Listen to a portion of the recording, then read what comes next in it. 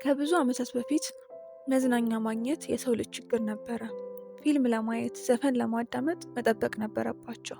ከወዳጅ ጋር ለመነጋገር በአካል እስኪገናኙ ድረስ መጠበቅ ይኖርባቸዋል። ዛሬ ላይ ግን ነገሩ ሁሉ ተቀይሯል። መዝናኛ በየቦታው አለ፣ በእጃችን ውስጥ በቀላሉ እናገኘዋለን። ይህ ሁሉ የመዝናኛ አማራጭ እያለ ታዲያ ለምንድን ነው ከመቼውም ጊዜ በላይ ድብርት ውስጥና መሰላቸት ውስጥ ያለ ነው? ለምን ድሮ ደስታን ሲሰጡን የነበሩ ነገሮች አሁን ላይ ደስታን መስጠት አቃታቸው? የዚህም መልስ የምናገኘው በራሳችን አእምሮ ውስጥ ሊሆን ይችላል። መልሱንም ለማግኘት አንድ ቃል ማወቅ ይኖርብናል። እሱም ዶፓሚን ነው።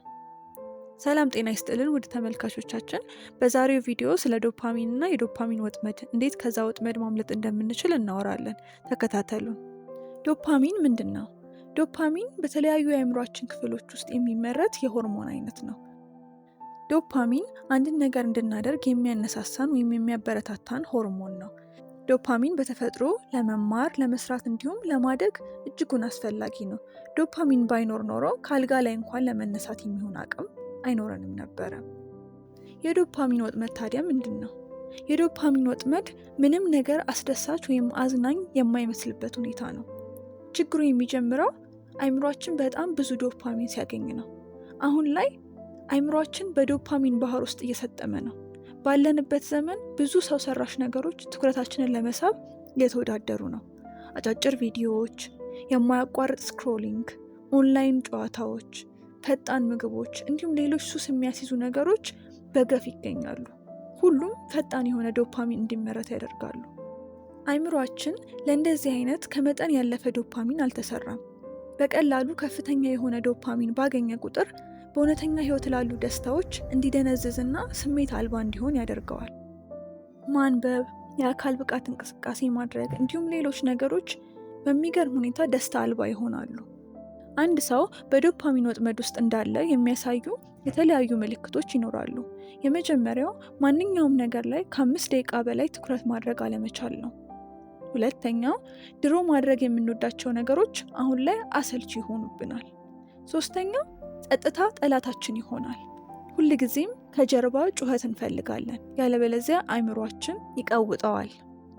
ሌላኛው እውነተኛ ህይወታችን አሰልቺ ይሆንብናል። ከጓደኞች ጋር መዋል እንዲሁም ወደ ውጪ መውጣት እንደ በፊቱ አይሆንም። አሁን ዋናው ጥያቄ ከዶፓሚን ወጥመድ እንዴት እናምልጥ? የዶፓሚን ወጥመድ ከባድ ቢመስልም አእምሯችን ግን መለወጥና ማገገም ይችላል። ይህ ማለት ሁሉንም ነገር በአንዴ መተው ማለት አይደለም። በትንሹ መጀመር ነው። ለምሳሌ ጠዋት ከእንቅልፋችን እንደነቃን ቢያንስ ለ30 ደቂቃ ማንኛውንም አይነት ሶሻል ሚዲያ አለመጠቀም። ሌላኛው ለራሳችን የ24 ሰዓት የዶፓሚን ዲቶክስ ቻሌንጅ መስጠት። ይህም ለአንድ ሙሉ ቀን ምንም አይነት ያልተገደበ ስክሮሊንግ፣ ጌሚንግ ወይም ፈጣን ምግብ ወይም ደግሞ ሌሎች ተመሳሳይ ነገሮችን ሳያደርጉ መቆየት። አዎ በመጀመሪያ በጣም ከባድ ሊሆን ይችላል። አእምሯችን ፈጣኑ ደስታውን በማጣቱ ሊያስጨንቀን ይችላል። ነገር ግን ያ ከችግሩ እየተላቀቅን እንደሆነ የሚያሳይ አንዱ ምልክት ነው። ሌላኛው የውሸት ዶፓሚንን ወይም ፌክ ዶፓሚንን በእውነተኛ ዶፓሚን መቀየር። ዶፓሚን በተፈጥሮ መጥፎ አይደለም። ዋናው ለዚህ ኬሚካል ጥሩ ምንጮችን መፈለግ ነው። እንቅስቃሴ ማድረግ፣ መጽሐፍ ማንበብ፣ ከሰዎች ጋር ትክክለኛ ጊዜ ማሳለፍ እንዲሁም ትንንሽ ግቦችን ማሳካት ጥሩ ምንጮች ሊሆኑ ይችላሉ።